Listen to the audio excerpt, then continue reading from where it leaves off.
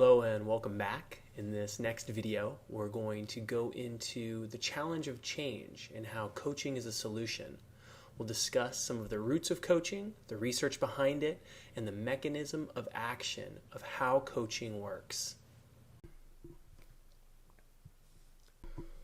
Despite continuous media attention devoted to healthy lifestyles, obesity and stress-related disease continues to be on the rise. Our culture has strong desire to be well, and we value health immensely. We have access to more health information than ever before, yet the majority of people are unable to do what they know they need to do for themselves. So why do we have this paradox? Here might be a few factors. The demands on everyday life have never been greater. People are generally overcommitted, out of balance, and they're stressed. There's a challenge of navigating the inevitable obstacles to making changes, including mental and emotional blocks, as well as an innate resistance or ambivalence to change. Change is complex and requires a deep internal shift that's rarely addressed. Finally, many people have histories of repeated failure. They've had periods of improved health, but have been unable to maintain the results over the long run. They're tired of trying and no longer believe that this new holy grail of healthy lifestyle is indeed achievable. So at the core of this issue, there's a gap between people knowing what to do and actually being able to do it. In other words, we struggle to turn information into actions. Here's some staggering examples. Only 1 in 20 adults engage in the top 5 health behaviors, including regular exercise, healthful fat intake, 5 servings of fruits and vegetables daily, moderate drinking, and non-smoking. Only 1 in 20. 1/3 to 1/2 of Americans on maintenance medications who fully understand their medication's importance and why they're on them still don't take them after a year. And an even more dramatic example, heart doctors who tell their seriously at-risk heart patients that they'll literally die if they don't change their lifestyle. Still, from these people, only 1 in 7 on average are actually able to make the changes. 1 in 7. Now, despite desire, knowledge, and more than sufficient incentive, these people are still not able to take the necessary actions to make change. It's this challenge of change that's led to the development of this new and exciting field called coaching. As a result of working with your coach, you'll finally be able to bridge that gap between knowing and doing. With your coach, you can get clear on all your priorities, balance your life, manage stress, overcome mental and emotional blocks, and gain the confidence that you can indeed experience a life of optimal health and well-being. So keep watching, because in this video, I'll explain how. You may have heard of coaching being used in business or for relationships. These branches of coaching can rely on return on investment studies and client testimonials, but health coaching is taking a different path which requires a greater scientific rigor. In fact, take a look. This coaching program is completely evidence-based, and at its roots is actually an integration of more than 15 theories and academic fields. Over the last 10 years, there's been an exponential growth in the body of research around coaching and its impact on things like cardiovascular disease, diabetes, asthma, cancer pain, stress, and weight loss.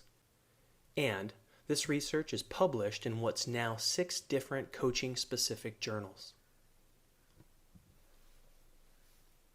And after putting this new approach to health and happiness to the test, the results are looking pretty promising.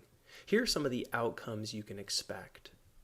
Increased self-awareness, acquisition of new knowledge and skills, attainment of personal and professional goals, sustainable behavior change, increased life satisfaction, and increased self-efficacy. So how does coaching work?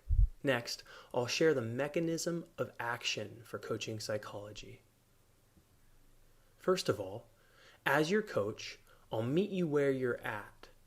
Rather than expecting that you'll jump to the level of action I think you should be at, we'll assess your true readiness for change and start from there. This is consistent with Prochaska's trans-theoretical model that shows how change is a process and that people move along a spectrum of readiness. They start with pre-contemplation, which is when you're not even thinking about or even open to change. You're not going to be here, otherwise you wouldn't be watching this video. The next stage is contemplation, where you're actively thinking about change, weighing the pros and cons, and considering the impact this change will have on your life. Then, into the preparation phase, where you're starting to shift your schedule, gathering the appropriate materials, and gearing up for action. Once you're in action, it's a process of taking small steps towards your goals and figuring out what's working and what doesn't. And then finally, in the maintenance phase, you understand what works for you, and you're committed to this new lifestyle. You still, however, continue to work to maintain your results at this phase, but since you've already planted the flag at the top of the hill, it's more about protecting the peak than climbing the hill. Based on this, coaching works by honoring where you're at while always encouraging you to the next level of readiness. Next, coaching uses a holistic approach to change.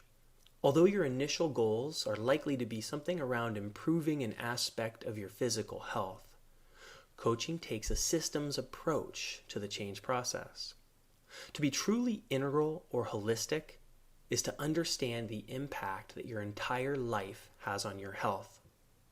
So for us to make an improvement in one area of your life, your health, we must address the balance of your entire life, including your physical environment, your relationships, your career and finances, and even areas like recreation and personal growth. With your life in balance, you're less likely to be distracted and more likely to follow your health plan. According to research by Albert Bandura, permanent health change is directly correlated to the confidence in your ability to make that same permanent health change. This confidence is known as self-efficacy. Henry Ford understood this when he said, "Whether you think you can or you can't, you're right." But what if you struggled for years to make this change? How are you supposed to be confident? Simple. Take the first baby step. I'll help you chunk down big goals into baby steps, and together we'll set up a series of small wins. Successful action and confidence are an upward spiral, and slowly but surely you'll realize that in fact you can do this. This confidence and an I can do it attitude is crucial for sustained change and permanent results. In fact, it's the only way. Our current healthcare model is built on an expert giving us advice on what we should do.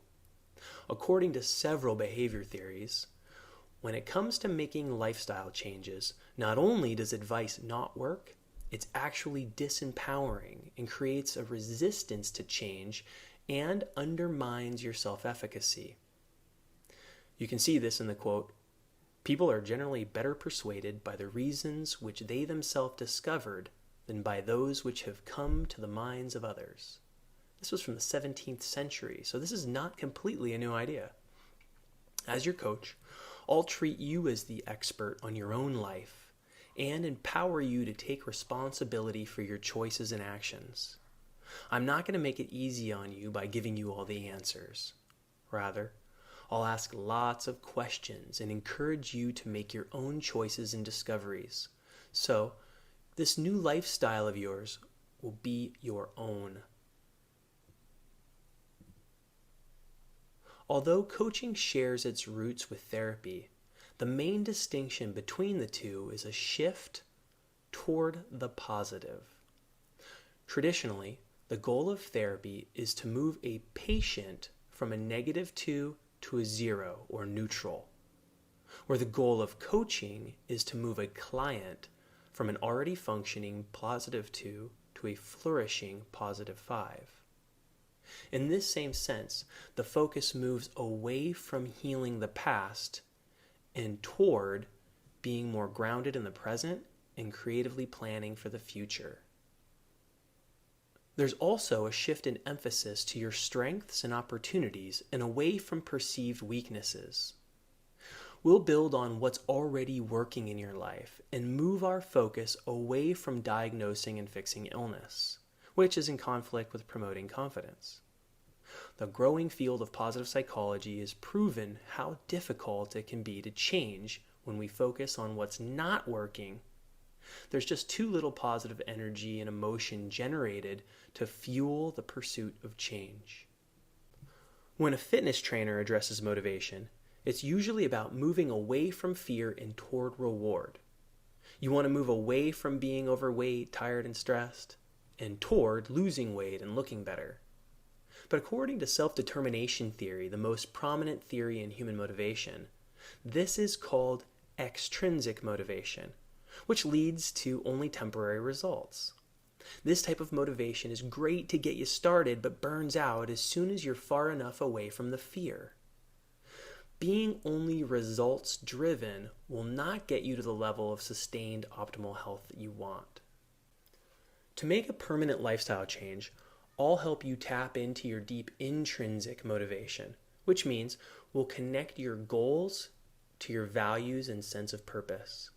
We'll get clear on how your health impacts the rest of your life and the lives of the people you love, so that your actions will be fueled by reasons greater than yourself. Coaching will help you find your motivation from the inside out.